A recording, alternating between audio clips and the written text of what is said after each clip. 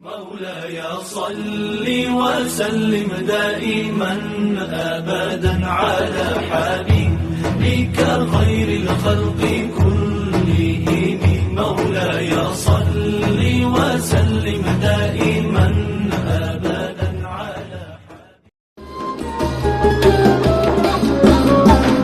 Assalamualaikum warahmatullahi wabarakatuh. Saya Faridah Hanum Harahap dari kelas 5C Ilmu Al-Quran dan Tafsir akan menampilkan video ceramah saya untuk syarat ujian tengah semester mata kuliah dakwah. Berikut cuplikan videonya. Assalamualaikum warahmatullahi wabarakatuh.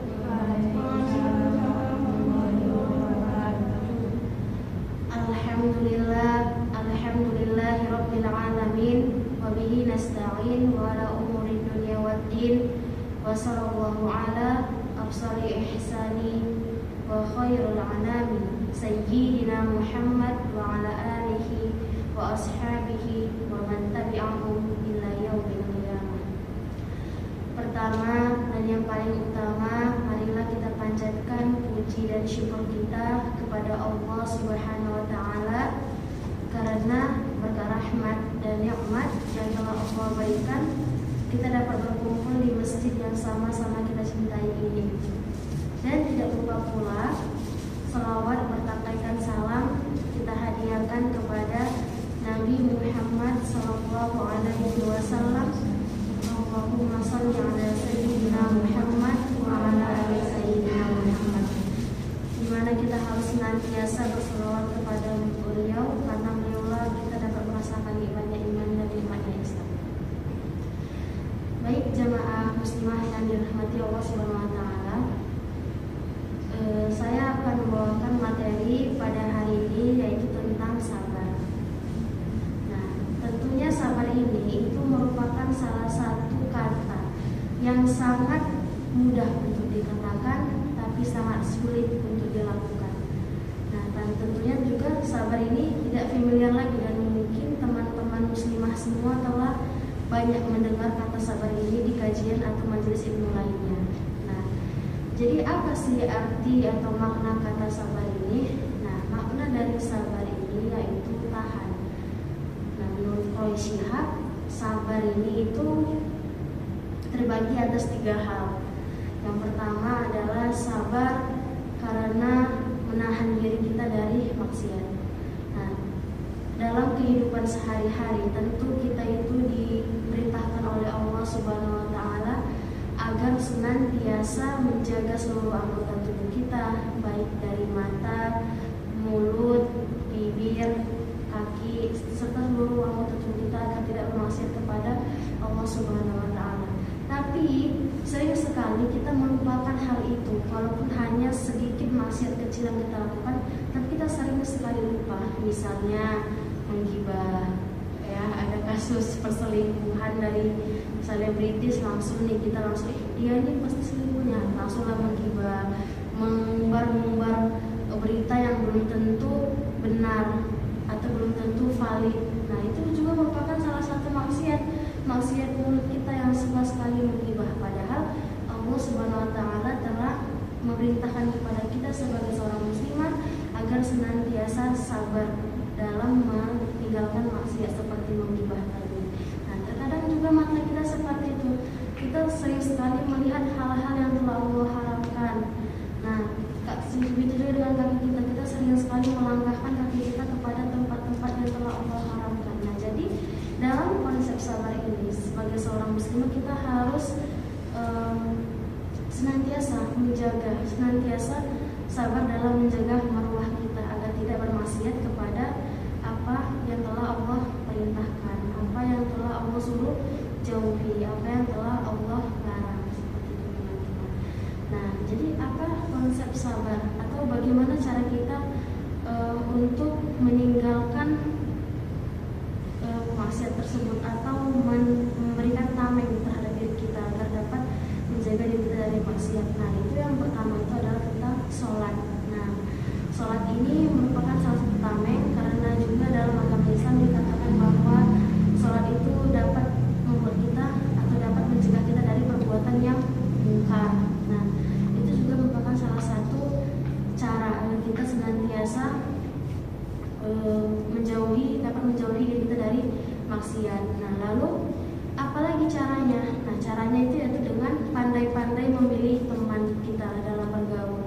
Nah, teman itu sangat mempengaruhi sifat kita, sangat mempengaruhi karakter kita, karena senantiasa setiap harinya itu kita selalu bergaul dengannya, kita selalu berbicara dengannya, kita selalu bersama-sama dengannya. Nah, maka pandai-pandailah memilih teman yang senantiasa mau mengajak kita kepada kebaikan. Nah, itu adalah cara yang kedua untuk meninggalkan atau menjauhkan diri kita dari maksiat. Nah, yang ketiga itu adalah lingkungan kita.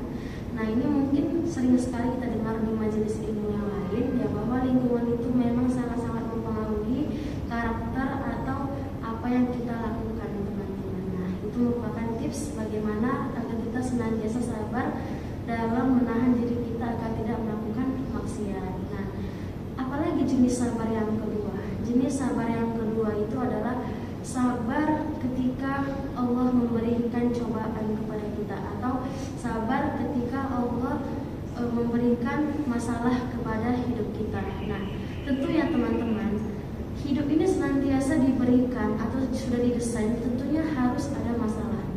Pasti Allah akan memberikan waktu di mana pada waktu itu kita akan diuji. Nah, jadi saya ingin bertanya, tempat apa itu? Mana tempat yang di dunia ini yang tanpa masalah?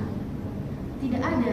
Tentunya kita akan selalu mendapati masalah, baik masalah di kampus misalnya bagi kita muslimah yang mahasiswi, baik masalah dalam rumah tangga antara suami dan istri, atau antara suami dan anak dan lain sebagainya. Nah, baik masalah di tempat kerja kita dan lain sebagainya. Nah, tentunya kita akan senantiasa menjumpai yang namanya masalah. Nah, masalah itu tidak akan kita jumpai ketika kita sudah sama-sama di surga. Nah, di surga itu nanti kita tidak akan mendapati yang namanya masalah. Lalu, apakah ketika masalah datang kita tidak bisa sabar? Ya, kita harus sabar. Dengan cara apa kita sabar? Dengan cara tidak mengeluh kepada Allah Subhanahu wa taala. Ketika Allah uji, kita harus senantiasa sabar, gitu. Sabar menerima apa yang telah Allah kehendaki, karena Allah juga sudah bilang bahwasanya seorang hamba itu tidak akan dibebani kecuali dengan kemampuannya. Nah, seperti itu dalam Quran Al-Insyirah. Jadi apalagi nih kuncinya agar kita dapat menjadi orang yang sabar, gitu kan, dalam menghadapi ujian atau masalah. Nah, Allah sudah bilang dalam Quran surah Al-Baqarah, A'udzu billahi minasyaitonir rajim. Bismillahirrahmanirrahim. Ya ayyuhalladzina amanu ista'inu bis-sabri was-salah. Innallaha ma'as-sabirin. Nah, Allah katakan, wahai orang-orang yang sabar, maka laksanakanlah sabar dan sholat, sesungguhnya Allah bersama orang-orang yang sabar. Nah, jadi kuncinya lagi itu sholat, itu ketika kita menghadapi sebuah masalah kan, nanti Allah menyuruh kita untuk sabar dan sholat. Maka sholatlah, mintalah kepada Allah keringanan agar semua permasalahan kita yaitu dipermudah oleh Allah Subhanahu wa taala. Nah, jadi dengan sholat itu maka akan Allah kabulkan doa kita, gitu. Allah juga telah berkata dalam Quran surah Al-Baqarah bahwasanya sesungguhnya Aku itu dekat, maka akan kukabulkan doa hamba-hambaku, seperti itu, teman-teman. Nah, jadi itulah cara kita untuk menghadapi masalah atau ujian yang telah Allah kasih. Dan kita tidak boleh kufur terhadap nikmat atau ujian yang telah Allah berikan, seperti itu. Jadi apalagi nih jenis sabar yang ketiga? Nah, jenis sabar yang ketiga itu adalah sabar ketika kita menjalankan ibadah atau menjalankan ketaatan kepada Allah Subhanahu wa taala. Nah, tentu kita sama-sama mengetahui bahwasanya ingin menjadi seorang hamba yang taat itu sangat sulit sekali, gitu. Dengan berbagai cobaan yang teman-teman di era digital misalnya, kita tidak bisa mengontrol apa saja yang timbul di gadget kita. Nah, kita tidak bisa mengontrol apa aja yang terjadi di sekeliling kita. Maka apalagi bagaimana sih cara kita sabar dalam menghadapi itu, dalam dalam menahan menahan diri kita agar senantiasa taat kepada Allah. Nah, caranya yaitu dengan mendatang ke majelis ilmu, dengan senantiasa menuntut ilmu gitu. Kita harus senantiasa belajar gitu, bagaimana cara kita agar kita dapat melakukan atau dapat memberikan amunisi kepada tubuh kita agar senantiasa mampu istiqomah gitu, dengan cara kayak mencari lingkungan yang baik, teman-teman yang baik, senantiasa mendatangi majelis-majelis ilmu, dan pastinya dengan cara memiliki guru. Nah, karena dengan guru kita bisa berkonsultasi atau meminta nasihat dari beliau bagaimana caranya agar